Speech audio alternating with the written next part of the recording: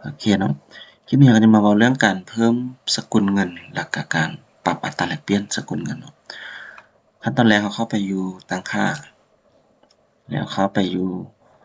รายการรายสกุลเงินเนาะก็จะมีรายการสกุลเงินต่างๆที่เราเพิ่มไว้ถ้าเราต้องการอัปเดตสกุลเงินเนาะเราก็สามารถแก้ไขอยู่นี่ได้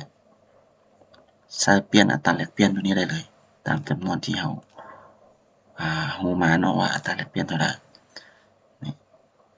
ในเงินบาทตัวนี้เห็นบ่เราก็1กีบเท่ากับจักบาทแม่นบ่ก็มาใส่อัตราแลกเปลี่ยนเราก็ใส่อยู่นี่เนาะ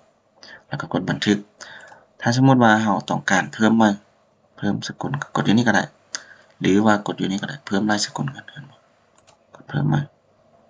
ตัวอย่างว่าเป็นเงิน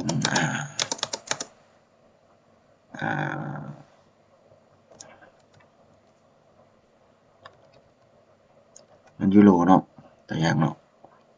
บ่ฮู้เขียนถูกบ่เราก็สามารถใส่แล้วก็ใส่อัตราแลกเปลี่ยนไป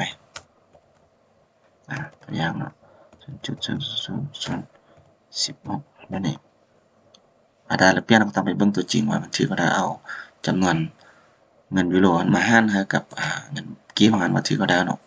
เรากดบันทึกเห็นบ่เราก็จะได้อัตราแลกเปลี่ยนขึ้นมาแบบนี้บัดกรณีเราไปขายเนาะเขาหน้าขาย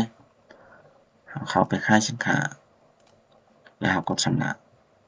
เวลาที่เราชำระแล้วเปลี่ยนสกุลเงินก็สามารถเปลี่ยนอยู่นี่เห็นบ่นี่มันถูกอยู่4,500,000บ่ถ้าเปลี่ยนเป็นเงินยูโรถูก72ยูโรถ้าเป็นเงินหยวนถูก 1,000 เงินบาทถูก 7,200 เห็นบ่อันนี้เราก็สามารถเปลี่ยนสกุลเงินได้ถ้าเราต้องการที่จะลบเราก็เข้าไปที่ตั้งค่าแล้วก็รายสกุลรายชื่อรายสกุลเงินแล้วก็กดลบเงินยูโรทิ่มแม่นแบบนี้